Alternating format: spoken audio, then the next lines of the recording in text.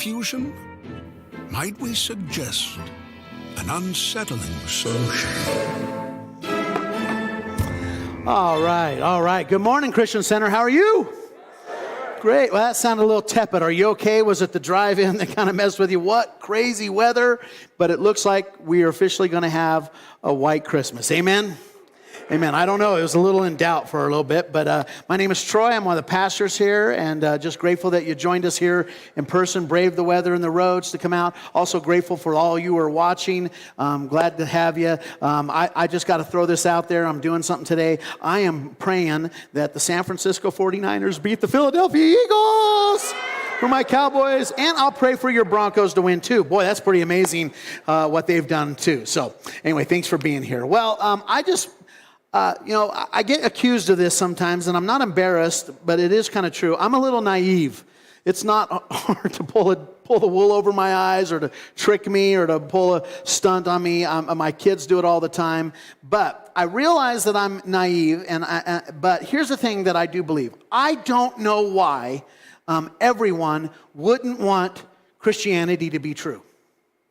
I mean, I don't understand why everyone wouldn't want it to be true. Maybe not the version of Christianity that you grew up with or I grew up with, but I'm talking about the original version of Christianity, the irresistible version, the version that Jesus introduced to the world and which spread rapidly in those first few centuries. I genuinely don't know why everyone wouldn't want it to be true. I mean, I get that there's a difference. I know that there's a big difference between making the statement, I don't believe it's true, and I don't want it to be true. There's a big difference between those two. I get it that sometimes people have questions and they need a little more information, or they need a little more evidence. They just need to know a little bit more. And I understand why some people would just say, you know what, that's just too fantastical for me to believe. It's too amazing to be true.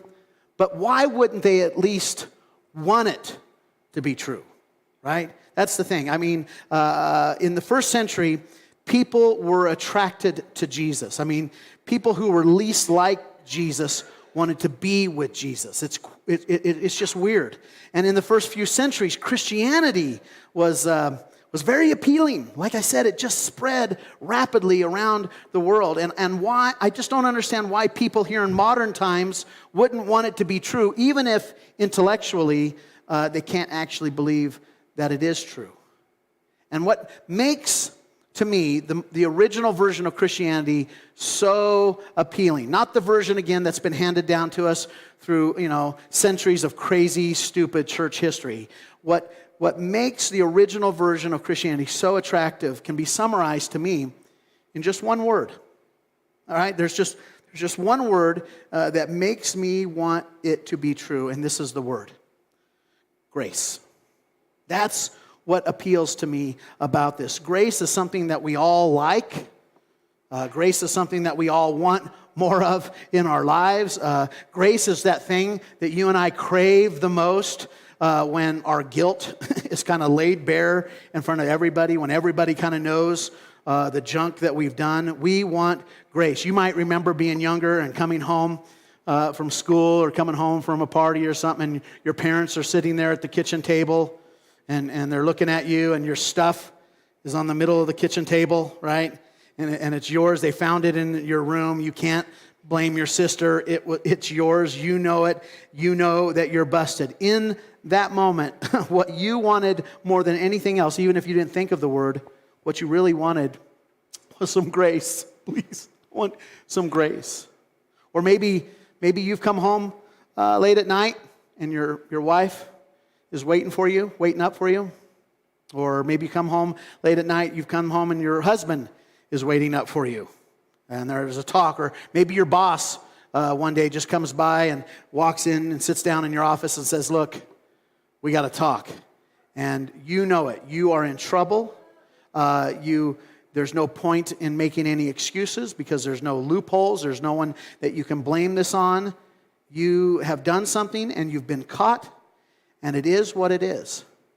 In that moment, in those kind of moments, what you want more than anything else is for them to give you what you know you don't deserve.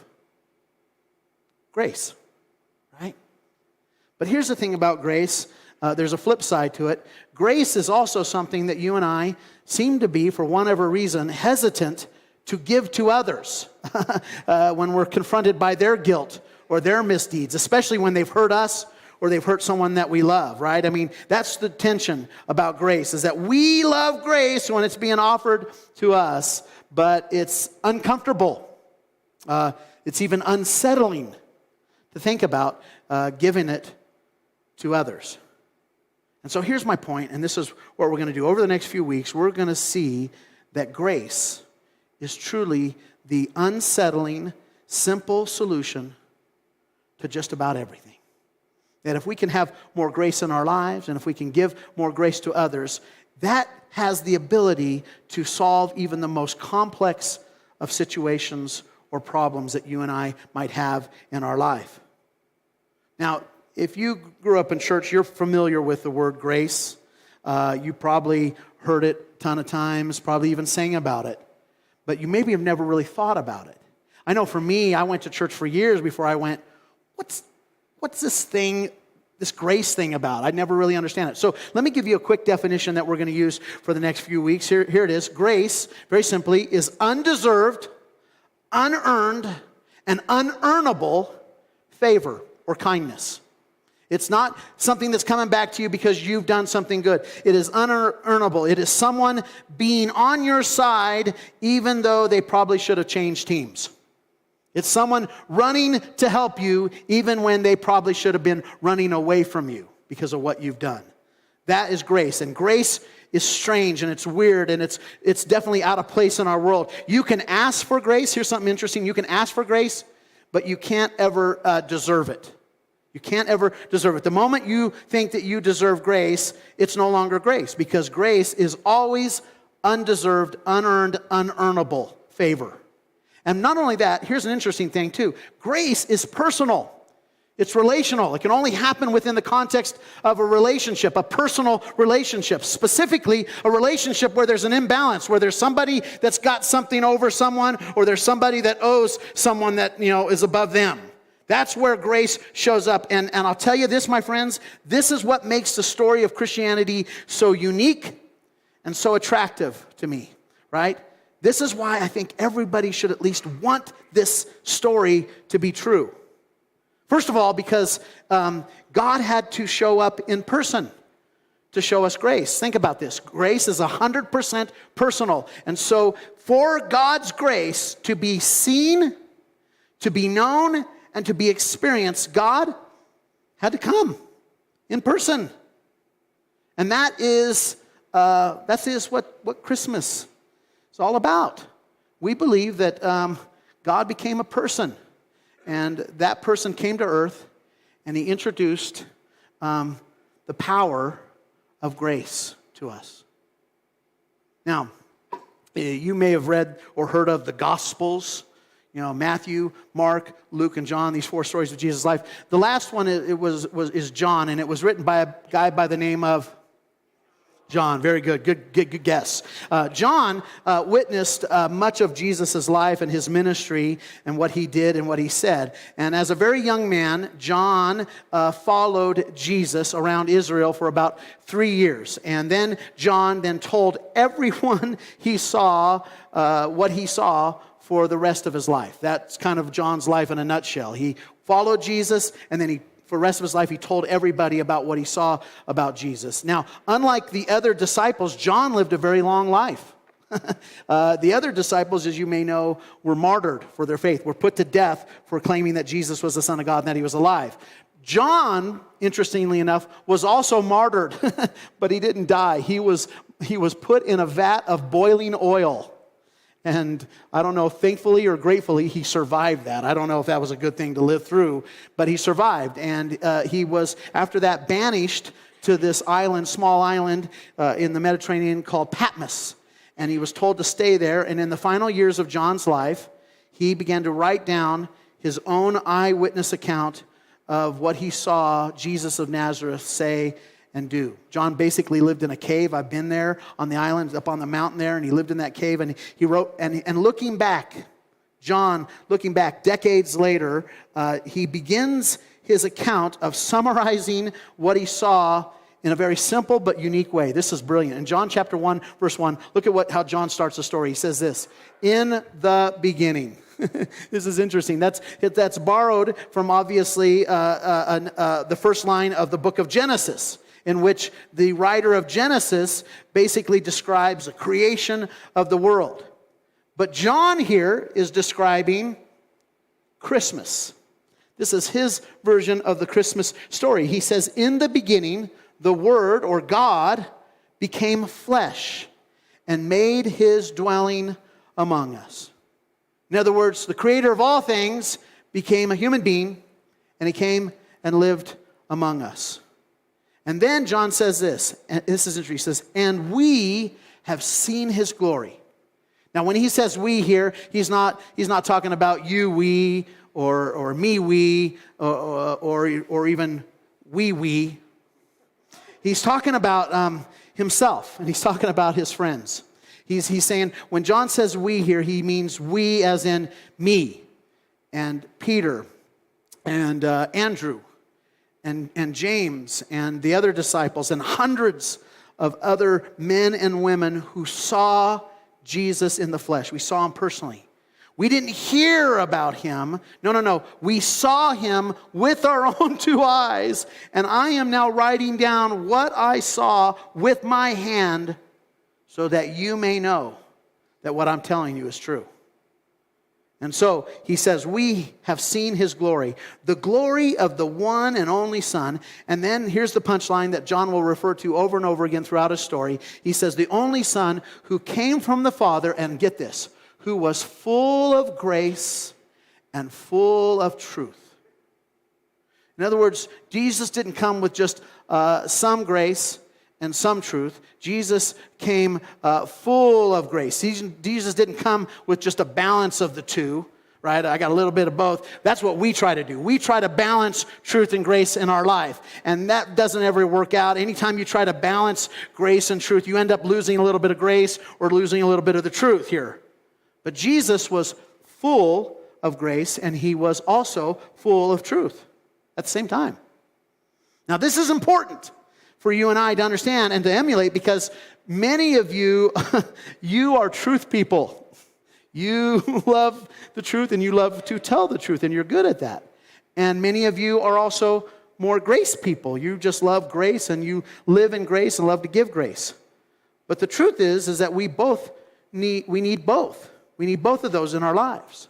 We need that. In fact, I believe that's one of the reasons why God invented marriage, was that we would have a little bit more rounded experience, and we would think more of what we maybe need. We're vitamin deficient in this and that, and our parents, and so we need both of these things in our life. And some of you are a little crazy because of your parents. Some of your parents were only grace. Both of your parents were grace, and that's all you got. And so you're a little funky. Or some of you, both of your parents were truth, and that really funkified you, right? But again, and some of you may have been raised in grace churches, and you need a little more truth. And some of you were raised in those truth churches, and you could use a little bit more grace.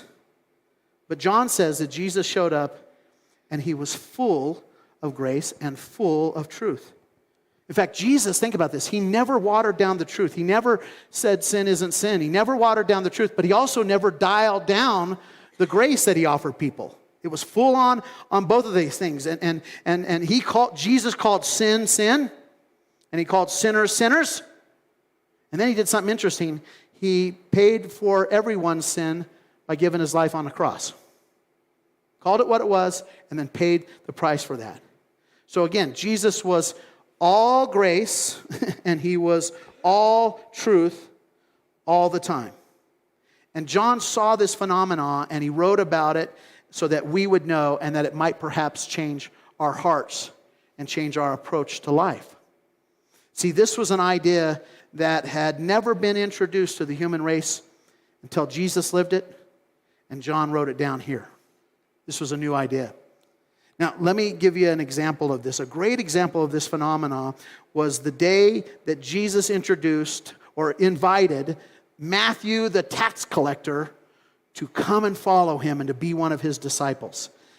John and the other disciples were there when this happened, and they would have said this was one of those awkward days with Jesus. It was just funky. It was just one of those days with Jesus, super awkward. Apparently at some river crossing, maybe where there was a bridge, or maybe an intersection where two roads were, Jesus struck up a conversation with a man by the name of Levi, or we know him as Matthew. His name was changed later, who was a tax collector, and he was sitting in a tax booth. He was sitting in a little stand, and he's collecting taxes for people who were crossing the bridge or making that crossing there. And they had this little conversation, and at some point in the conversation, Jesus says this, "Hey, Matthew, why don't you come and follow me? Come follow me." Now, the other disciples heard this, and they're like, no. This is a bad idea, Jesus. This isn't good. This guy, nobody likes this guy. This guy is a traitor, Jesus. This guy he's from Israel. He's from Palestine. He's a Jew, but he is working for Rome. He's collecting taxes for our enemy. Jesus, I mean, this guy is horrible. And what's worse is that he's overcharging all of us so he can make himself rich. He not only collects taxes for Rome, but he collects a little bit for himself. And so he's working it. And nobody likes this guy, Jesus. His family doesn't even invite him home for the holidays. They can't stand him. And if you let him hang with us, the people are going to leave us. No one's going to want to be a part of this parade anymore. Don't include him. But it was too late. Matthew had received this invitation. He's like, okay, I'll follow you. Where are we going? And so Jesus then makes it awkward. He's like, oh yeah, let's go to your house. Let's go to your house and let's eat. And boy, again, the disciples were like, no way, man. Jesus, now we're going to this guy's house. That quick? This is happening too fast. Jesus, this guy needs to repent. He needs to do something to make this squared away. I mean, he at least probably needs to at least pay back some of the money that he has stolen from all of us. And then maybe, just maybe, then it'd be okay for him to hang out with us. I'm telling you, this is just awkward. And so to make matters worse, they end up going over to Matthew's house. And when they get there, all of Matthew's buddies and all of his friends are already there. All the other tax collectors and the prostitutes, they're having a little party, and the riffraff, they're just hanging out at Matthew's house. That's apparently what they do. And then you got Peter and Andrew, and they're walking up, and they got bad attitudes, and they don't want to be there. And so it's just this awkward party. It's just not a good party. You know what I'm talking about? You've been to a party where the mix just isn't right? No? Where there's just some people at our place. Let me put it this way. Let's say, for example, you have a Christmas party at your house, and you invite all your neighbors and your coworkers and your friends, and they're there, and it's a good party. The music's beating, and everybody's good. And at some point during the party, everybody's had a little bit too much to drink, right? Everybody's like, they're starting to loosen up, and they're like, yeah. And then all of a sudden, at some point, I walk in. Why are you laughing? I walk in because it would be awkward, right? And you would be like, oh, and you would call an audible. Hey, everybody, this is my pastor, Troy. Wah, wah. Right? Just this total bummer and downer. And everybody's like, oh, and the music kind of gets turned down, and everybody's like, and you're just sitting there for the next hour just going, how long is he going to stay here? How long is him and Julie going to hang out, man? I mean, I like him on Sunday mornings, but not so much on Saturday nights, right? It's going to ruin it. Well, in the same way, Jesus' posse shows up at the house of this tax collector, and it's just awkward. But that's what grace is. It's awkward. It's the unsettling, simple solution to just about everything. There's religious people there. The Pharisees and the religious leaders are standing outside the house, and they're watching this, and they see themselves as the protectors of the truth. We are here to make sure that the bar doesn't get lowered here at all. And they're watching this, and they're standing around, and they're trying not to let anybody touch them, because they don't want to get Gentile cooties or sinner cooties on them, because they want to say ceremonially, they don't want to become ceremonially unclean, because then they can't possibly go up to their precious temple and do their weird religious stuff. And so they're trying to stay there, but they see Jesus walk right into this house of ill repute, walk right into this house, and they lose their mind. In fact, in verse 11, we're told, it says this, that when the Pharisees saw this, they asked Jesus' disciples, why does your teacher, get this, why does your teacher eat with tax collectors and sinners? I mean, he's a rabbi. He's a representative of God. He should be out here hanging out with us and eating with us. That's what should be happening. And so apparently one of the disciples goes inside the house and asks, loud enough for everyone to hear, "Hey, Jesus, the Pharisees outside, they want to know, why are you eating with all these sinners?" To which I imagine Jesus replied with an equally loud voice, something like, "Don't call Matthew," he said something like this, "don't call Matthew and his friends sinners, or that may hurt their feelings and they're going to raise your taxes." Jesus didn't say that. Okay, I made that up. Made this situation, this awkward situation, even more awkward. It's weird. He does his grace and truth thing. It says this, that on hearing this, Jesus said, "It's not the healthy who need a doctor, but the sick." To which Matthew is standing right there, and he's like, "Are you calling me sick? Did you just call me sick?" And to which Jesus would have said, Yeah, you're stealing from your neighbors, Matthew, and you're despised by everyone in your community. You're sick, man. But I still want you to come be with me. I still want you to follow me. I still want you to be my disciple. And then Jesus, without missing a beat, turns around, and now he offends the religious people that are sitting outside. He says, "Oh, by the way, tell those Pharisees out there to go and learn what this means." Which, by the way, whenever you tell the smartest person in the room that they need to go and learn something, they immediately get offended. It's like, "You think you're smart? Well, I'm smarter. Here's something you didn't know." They're going to get offended. And so that's what he does. It's an awkward move by Jesus, but it's classic. He says, "Tell those Pharisees to go and learn what this means." And then he quotes from their own scriptures. He says this, God said, "I desire mercy, not sacrifice." Tell me what that means. I desire mercy, not sacrifice. And then Jesus makes this statement. He says, "For I have not come to call the righteous, but I have come," and you can imagine him sweeping his hand, "I have come to call the sinners." To which everybody's like, "What?" No, I mean, Jesus is offending everyone. He's offending the religious people. He's offending the irreligious. And it's just how Jesus rolls, truth and grace. I mean, I believe that Jesus would say something like this. You know what? I'm not afraid to call a sinner, but I'm not afraid to go to their house for dinner. In fact, we should all say that together. Ready? 1, 2, 3. I'm not afraid to call a sinner, but I'm not afraid to go to their house for dinner. It's Jesus, right? Now, that is kind of the story of the calling of Matthew the tax collector, and there's something brilliant in that. But I want you to put a pin in that story. We'll come back to it in a second. And I want to look at another story, a story that John wrote. And John tells us that one morning, Jesus was up on the Temple Mount, and he was teaching. He went up the southern steps. He comes to the entrance, and he's up at the very top at the temple, and he's teaching people. And if you don't know this, the temple was basically the epicenter of first century Jewish life. It was everything. In fact, to Jews, it was the holiest place on earth. They believed it's actually the center of the universe right there, Jerusalem and the temple. And you have all this religious stuff going on. Over here, you have the altar where animals are being sacrificed and blood is being spilled for the payment of people's sins. So all day long, 7 days a week, animals being sacrificed, blood being shed. The priests are it's just splashing all over. And then over here, you have this thing called the Holy of Holies, which is like the place, which inside this little box building, the stone building, is the Ark of the Covenant, right? And inside the Ark of the Covenant, you have the 10 Commandments. You have the law of Moses inside that. So it's just all this. And then you have those things, and then you have Jesus standing there teaching people. And almost as if on cue, as they always did, the Pharisees show up. They're like the Klingons. Anywhere Captain Kirk was, the Klingons would show up and cause trouble. Pharisees show up, but this time they're dragging a woman. They're literally dragging her along, and they throw her down in front of Jesus.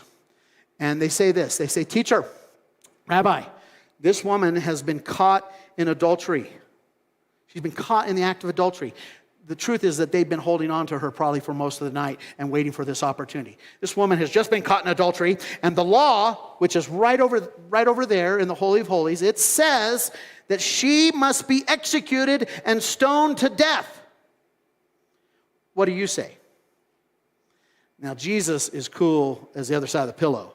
He recognizes this is a trap, and so he calls her bluff. He's like, "Well, You guys are the experts in the law. Stone her. But then he adds something. He says, but I suggest that let the one who has never sinned before go ahead and throw the first stone. You get to be first. Step up. Who is that? It's just a brilliant move. It's just crazy. One by one, these guys know he's got them. And they drop their stones, and little by little they're gone, and within a few minutes they're completely gone. And at this point then Jesus kneels down, and he lifts up the face of this woman lying there, this humiliation, and he looks her in the eye, and he said, woman, where are your accusers? And he's like, didn't anyone condemn you? And she looks around, she's like, no, none. And he says this, he says, then neither do I condemn you, but go and sin no more. Grace and truth. He's like, you're guilty. You're guilty of what done, but I'm not condemning you. Grace and truth. And this woman must have thought, whoa, wait, what? How can I be guilty and not be punished and not be condemned?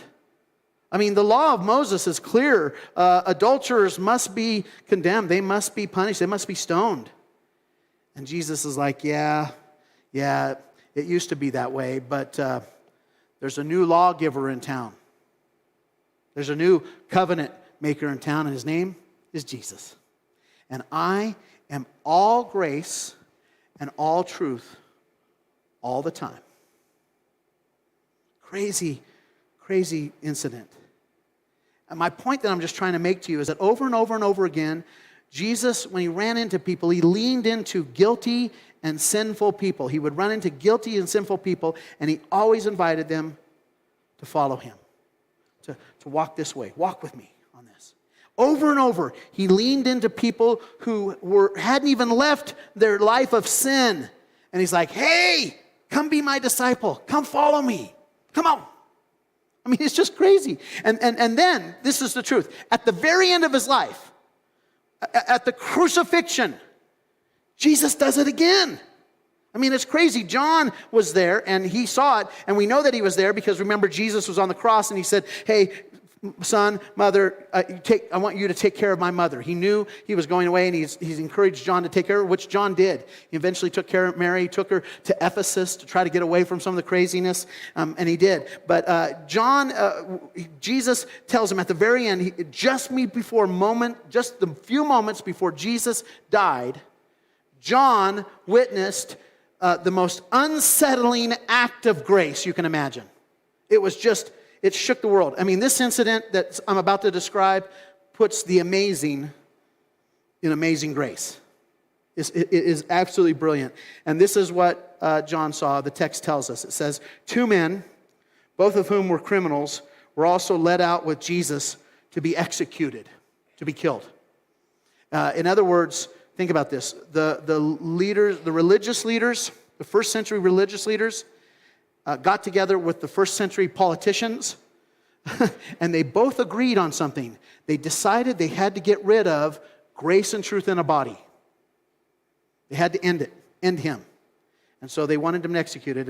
And the text says this, that when they came to the place of the skull, or Golgotha, they crucified him there, along with the criminals, one on his right and the other on the left. It's interesting, we've talked about this before. The writer doesn't really describe what happens at a crucifixion. It doesn't give us more details on that because none are necessary. Most people in first century had probably witnessed a crucifixion, and anyone who had seen a crucifixion before would never forget what they saw or they heard or what they smelled or how they felt. I mean, it was the most gruesome death imaginable. And so they don't tell us more about that.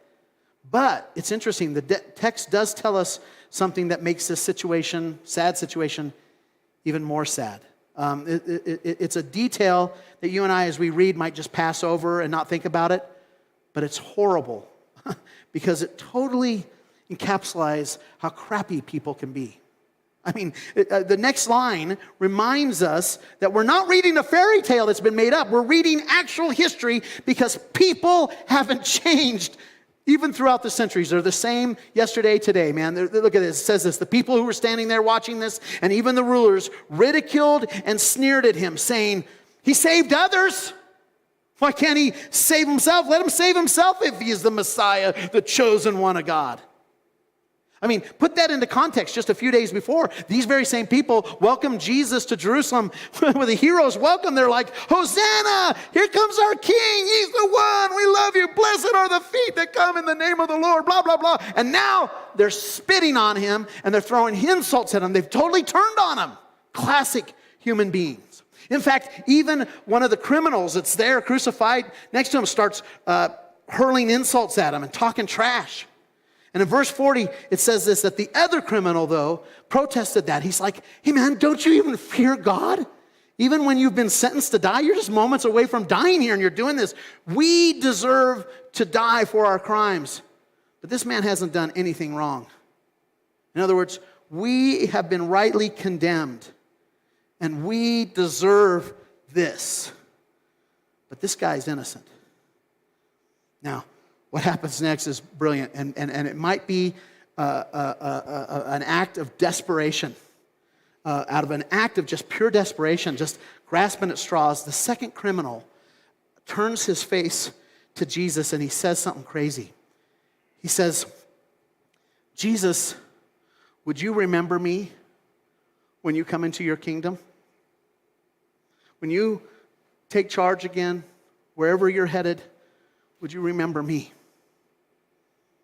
That was crazy. The people in the crowd that probably heard this, and it was probably whispered, they had to be thinking, oh man, that is a ridiculous thing for you to ask, man. I mean, you've done nothing. You're bringing nothing to the table here. You've got no record how do you get off asking for this? I mean, you have lived a selfish life, an evil life. In 30 minutes or so, you're going to be gone, and there's nothing that you can do to even begin to wipe the stain of your mistakes away. You've lived a totally selfish life, an evil life. You've hurt people. You've stolen from people. You've probably killed people. And here you are in the last minute thinking that you can slip in the back door. It doesn't work that way. Everybody knows that. You got to be good. You got to do a little something here. Even everybody knows that. But then Jesus does his thing. He totally disturbs the natural order of things as the world as we know it. He totally messes with this guy's karma. He introduces this unsettling thing that his followers were so accustomed to, but which they never thought he would take to this extreme. Jesus does the unthinkable in this moment. He answers this bad man's prayers. He gives him what he asked for. It's crazy. This answers the old age question. Does God hear the prayers of sinners? And the answer is yes, because those are the only kind of prayers there are. Right? And at this point, while Jesus is hanging on the cross, every breath that he takes now, that he breathes, is filled with excruciating pain, because you're hanging on an apparatus at 3 points, and your body is slumped, and your lungs are collapsed. And so the only way you could breathe would be to push up on the bottom nail where in your feet and lean back, and you could breathe. And so every breath that Jesus is taking is excruciating for him, and every word that Jesus then says is somehow, costing him and depleting him of whatever energy he has left as he's being bled out publicly. But Jesus says something anyway. He says this. He said, probably in broken sentence, truly, I tell you, today you will be with me in paradise. This is shocking. It's wrong. And I would suggest to you, this is not the Christianity that I grew up with, or maybe you grew up with. We were told, you have to do something. I get baptized. You gotta go to confirmation. You need to read the Bible. You need to go to church. Need to walk a little old lady across the street. At least something. Do something good and you might get in here. That's how we think. But that's not what Jesus says. Think about this. Jesus, who is holiness with hands. Jesus, holiness with hands, with human hands, told this man who had done nothing good in his life, hey man, where I'm going, you're going. We're going together. Today, we will be in paradise. Right? Even though I get it, you haven't really done anything to earn this, you're going. In fact, you, buddy, are going to have the same eternity that Peter over here is going to have. Peter, who has followed me devoutly for the last 3 years and who will end up being crucified upside down as a way to testify to his Lord. He starts churches and he lives and loves people and he goes around the world doing good. You're going to have the same eternity that Peter has. And Stephen, who just in a few days, he's going to be stoned to death for testifying that I'm alive. You're going to have the same eternity that Stephen had. We're all going to the same place. Wow. It's scandalous. Jesus grants a last-minute request to a last-minute convert who has done nothing to deserve it. And the question you and I have to ask is why? Why would he do that? That doesn't seem right. Well, if you don't hear anything else that I tell you this morning, hear this. Here's why.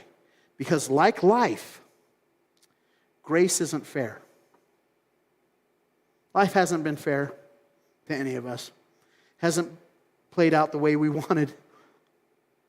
But God's grace isn't fair either. It's better than fair. It's disturbingly better than fair. It's unsettlingly unfair. Better than fair. And, you know, we live in a world of gotchas, you and I. Like, where we're all going to be eventually caught and exposed by the sin and the guilt and the shame that so easily entangles us, right? And so in a world where every sin comes prepackaged with a gotcha, Jesus, in his mercy and in his grace, came at Christmas to get you. That's why he came. Not to condemn you, but to get you out of this mess. That's why we celebrate at Christmas, man. And again, this is why I don't know why everybody wouldn't at least want this to be true. I mean, I understand why it might be hard for you to believe that it's true, but if you could just consider the possibility of a creator who so badly wants to communicate his love for his creation, why wouldn't you be able to at least want to believe that Jesus was dropped here on earth to show us grace? Man. And so we have been told, you and I have been told throughout much of human history, we have been told that God was embodied in one person, Jesus. That Jesus was a visible representation of an invisible God, and the embodiment of God that you and I could see and hear and feel and understand was in one person, Jesus.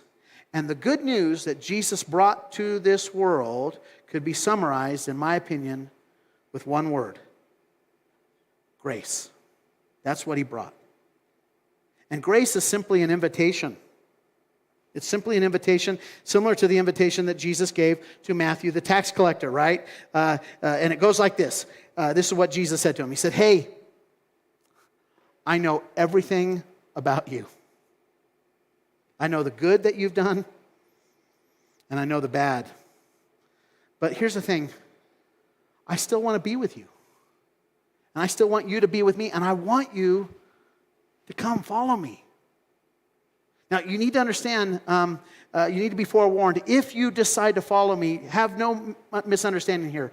I will lead you away from your sin. I will lead you away from that thing that's taken away from your life. But I'm going to bring you to something that is so much better.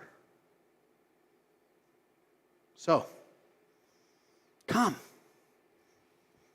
Come. Follow me. That's the offer we get this Christmas. It's a pretty good one. I would take it if I was you. Amen? Amen. Let me pray with you guys and we'll get you out of here. Thank you, Lord. Thank you. Yeah. God, this Christmas, I pray that you would help us step out of what Christmas has become and to kind of meditate and maybe think about and process what it is that we're really celebrating. We're celebrating this idea that you came, that you stepped out of heaven and put on a human suit and you came. But why? Because grace is personal. It can only happen person to person. It can only happen in a context of relationship. And Jesus, while you were here, you gave and extended grace. And you were full of truth, but you were full of grace at the same time. And I pray that you would help us understand that that is the greatest way to live life, that we are full of truth and full of grace, and that we would receive the grace that you've given us and the truth that you've given us, and that we would share the truth that you've given us, and we would share the grace that you've given us with the people around us. And that would be a great step towards solving almost every problem and every issue and every relational junk that we got. Almost everything. And so, Lord, thank you for that. And we're grateful for Christmas. We're grateful for Jesus. And we're grateful